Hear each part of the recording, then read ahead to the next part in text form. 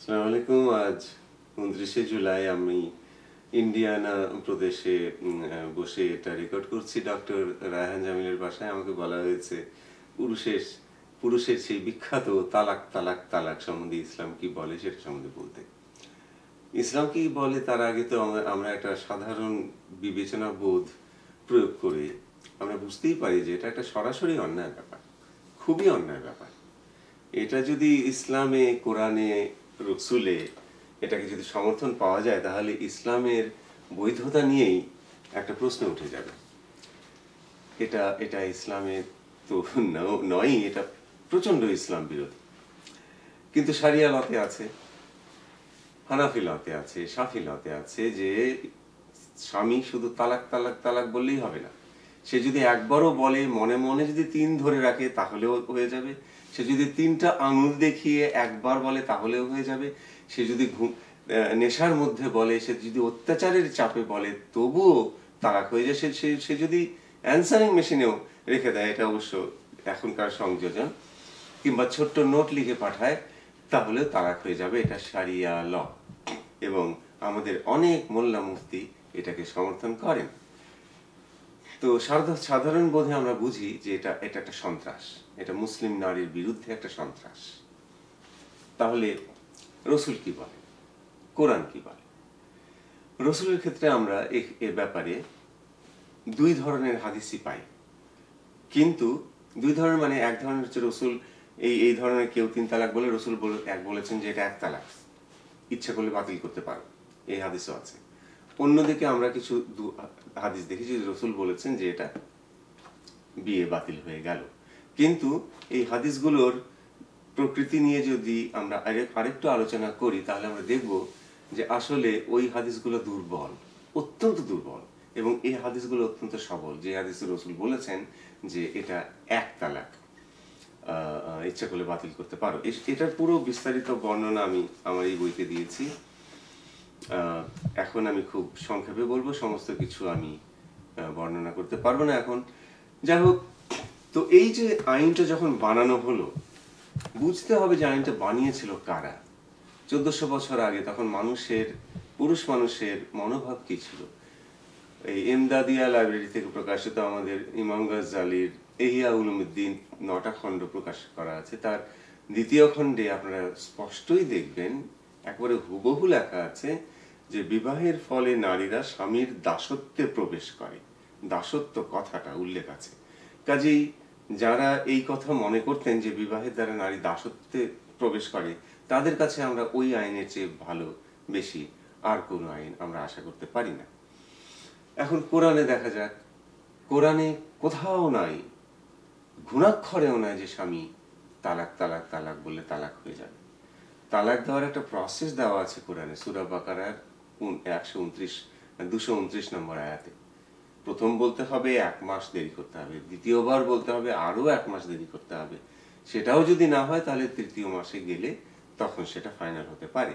তো যে 2 মাসের 60টা দিনে অনেক কিছু ঘটে যায় যেটা তালাকটা রহিত করতে পারে। এবং আপনারা জানেন সেই বিখ্যাত একটা হাদিস আছে যে আল্লাহ তালাক অত্যন্ত অপছন্দ করেন, কিন্তু তালাক কখনো প্রয়োজন হয়ে পড়ে। কাজেই ইসলাম যে তালাক দিয়েছে এটা একটা দরজা খোলা রেখেছে। হিন্দু ধর্মে তালাক নেই, ইহুদি ধর্মে তালাক নেই।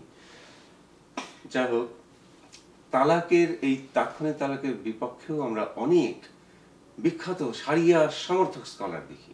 যেমন ডক্টর আব্দুর রহমান দই, পৃথিবীর অন্যতম বৃহৎ শারিয়া সংগঠনের উনি প্রতিষ্ঠাতা প্রেসিডেন্ট। তার বই আছে শারিয়া দ্য ইসলামিক ল। সেখানে উনি বলেছেন স্পষ্ট যে এই আইন ইসলাম আসার আগের আইন। নবীজি নবীজি ইহাকে বাধা দিয়েছেন, তীব্রভাবে বাধা দিয়েছেন।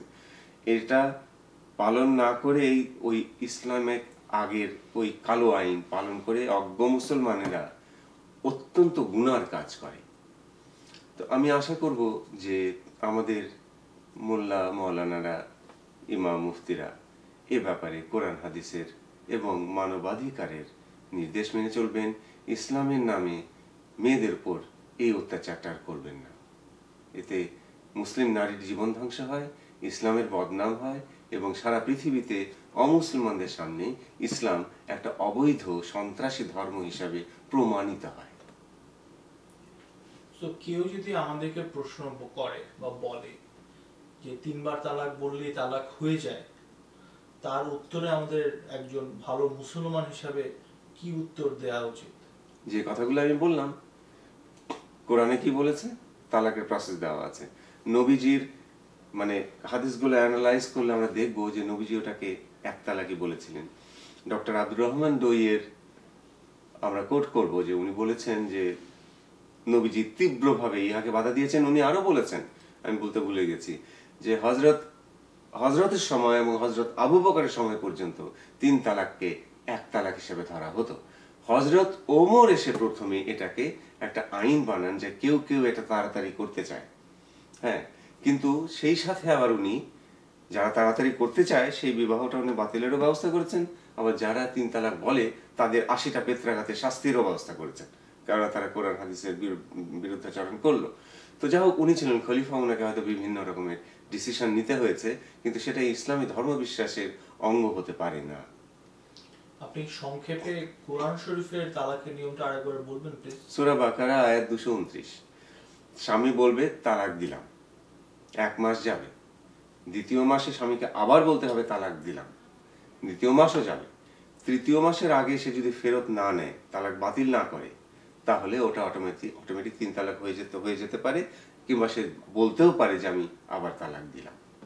আচ্ছা, এখন এই যে তালাক দেয়া হবে প্রথমবার যখন বলা হলো, তখন কি সাক্ষী রেখে বলতে হবে? হ্যাঁ, এখানে আবার একটা কোরআন বিরোধী শারিয়া আইন আমরা পাই, যে শারিয়া আইনে আছে যে তালাকে সাক্ষী রাখা বৈধ নহে। হ্যাঁ, সাক্ষী রাখা নহে, মানে বাধ্যতামূলক নহে। এটা প্রথম খণ্ড বিধিবদ্ধ ইসলামিক আইন, প্রথম খণ্ড ধারা 344, এটা আমাদের ইসলামী ফাউন্ডেশন কর্তৃক প্রকাশিত, এবং আমাদের 6 জন আমাদের আলেমরা মিলে এটা লিখেছেন। কিন্তু কোরআনে কোথাও বলা নাই যে তালাকে সাক্ষ্য বাধ্যতামূলক নহে, বরং কোরআন সূরা তালাক আয়াত 1-2 বলেছে যে তোমরা যখন স্ত্রীদিগকে তালাক দিতে চাও, তোমরা তোমাদের মধ্য হইতে 2 জন সাক্ষী রাখিবে, আয়াত 2। তাহলে এই শারিয়া আইনটা কোরআনের ওই আয়াত লঙ্ঘন করলো, করে মেয়েদের উপর অত্যাচার করলো, ইসলামের বদনাম করলো, এবং আমাদের কিছু মৌলানারা আলেমরা এই আইনকে আবার সমর্থন করেন। তুমি জানো মানে কতখানি কলঙ্ক বয়ে আনে এই সমস্ত ইসলাম ব্যাখ্যাকারীরা কিংবা ইসলাম অপব্যাখ্যাকারীরা। ভারতে এক স্বামী ঘুমের মধ্যে 3 তালাক বলে ফেলেছিল, পরদিন মুফতিরা ফতোয়া দিয়ে দিয়েছেন যে সে 3 তালাক বলে ফেলছে, বিয়ে বাতিল হয়ে গেছে। এই নিয়ে সারা বিশ্ব যে হাসি ঠাট্টা করেছিল ইসলামের উপরে, সেটা আমরা তো দেখেছি। এখন এই সাক্ষীদের মধ্যে কি পুরুষ সাক্ষী বা মহিলা সাক্ষীর কোনো ভেদাভেদ আছে? কোরআনে কোনো ভেদাভেদ নাই, রসুলে কোনো ভেদাভেদ নাই, কিন্তু বিয়ের ব্যাপারে আমরা দেখি যে মৌলানা বিয়ে পড়ান যে মায়ের পায়ের নিচে বেহেশত, রাসূলুল্লাহ বলেছেন মা ইম্পর্টেন্ট, মা ইম্পর্টেন্ট, মা ইম্পর্টেন্ট, 4 বারে গিয়ে বলেছেন বাবা, কিন্তু সেই বিয়েতেই মেয়েরা সাক্ষী হতে পারবে না। এটা শারিয়া আইন, এটা অনেক আমাদের আলেমরা ফলো করেও থাকেন। যাই হোক, এগুলো অত্যন্ত লজ্জার ব্যাপার, কিন্তু ধীরে ধীরে এগুলো কেটে যাওয়া উচিত। আমাদের মেয়েদের উচিত তাদের ইসলামিক অধিকার ফিরিয়ে নেওয়া নিজের হাতে। আর যে সমস্ত ইসলামিক স্কলার আমাদের সমর্থনে আছেন, তাদের কাছে যাওয়া উচিত। আর যারা বিপক্ষে আছেন, যারা এই অত্যাচারগুলো করেন, তাদের উপর চাপ প্রয়োগ করা উচিত যে আপনাদের এই সমস্ত কাজকর্মের ফলে মুসলমান সমাজে অনেক অনেক পিছিয়ে আছে, এটা তার অন্যতম কারণ। সো কোরআন শরীফ বলছে যে সাক্ষী পুরুষ বা মহিলা কোনো তফাৎ নেই, 2 জন সাক্ষী হতে হবে। তোমাদের মধ্যে হয়তো 2 জন সাক্ষী রাখিও, ব্যাস, এটাই কোরআনের কথা। সো আমি প্রথমবার তালাক দিব, 2 জন সাক্ষী রেখে দিব, হ্যাঁ, তারপর 30 দিন অপেক্ষা করব, তখনও যদি আমার বউ কথা না শুনে, তাহলে আমি আরেকবার তালাক। যদি কথা না শুনে না, এটা স্বামীর ডিসিশন, এটা ওয়াইফের ডিসিশন, অনেক কারণেই হতে পারে যে আমি তালাক আমি দিচ্ছি, রাইট। মানে সেই কারণগুলো যদি মিটমাট না হয় 30 দিনে, 30 দিনের পরে আমি 31তম দিনে গিয়ে আবার একই জিনিস বলবো, কিন্তু সাক্ষী রাখতে হবে। হাদিসেও আছে, এরকম একটা হাদিসও আমরা পাই যে রাসূলুল্লাহ গত হয়ে যাওয়ার পরে এক সাহাবী ওইভাবে সাক্ষী দিল, তালাক দিয়ে দিল। আরেক সাহাবী জিজ্ঞেস করছে তুমি কি সাক্ষী রেখেছো? ও বলছে না। তখন সেই সাহাবী বলছে যে তুমি তো কোরআনকে লঙ্ঘন করলে, সাক্ষী তোমাকে রাখতে হবে। সেই হাদিসও আমরা পাই, কিন্তু এটা শারিয়া ল হয়ে বসে আছে, এটাই সমস্যা। তো এটা হচ্ছে সেই রকম একটা কেস যেখানে শারিয়া আইন কোরআনকে সুস্পষ্টভাবে লঙ্ঘন করছে। হ্যাঁ হ্যাঁ, এরকম বিরোধিতা করছে। এরকম আরো আছে, অনেক আছে। আপনাকে অনেক ধন্যবাদ। আশা করি এটা আমাদের দেশে অনেকেই পড়বেন, দেখবেন। আর আপনার ওয়েবসাইটে তো এরকম আর্টিকেল আছে। হ্যাঁ, আমার ওয়েবসাইট hasanmahmood.com, আমি অনেক আর্টিকেল দিয়েছি, মুভি দিয়েছি। আমি চাই মুসলমানদের চোখ খুলুক, আমাদের ধর্মীয় নেতৃত্বের চোখ খুলুক, এবং এর বিনিময়ে আমি না টাকা পয়সা চাই, না যশ খ্যাতি চাই, আমি কিচ্ছু চাই না। আমাকে ভুলে যান আপনারা, শুধু কোরআন হাদিসের যে যে রেফারেন্সগুলো আমি দেখাচ্ছি, দলিলগুলো দেখাচ্ছি, এইগুলো কাজে লাগান। তাহলেই আমি মরে গিয়েও আমার আত্মা একটু শান্তি পাবে। অনেক ধন্যবাদ।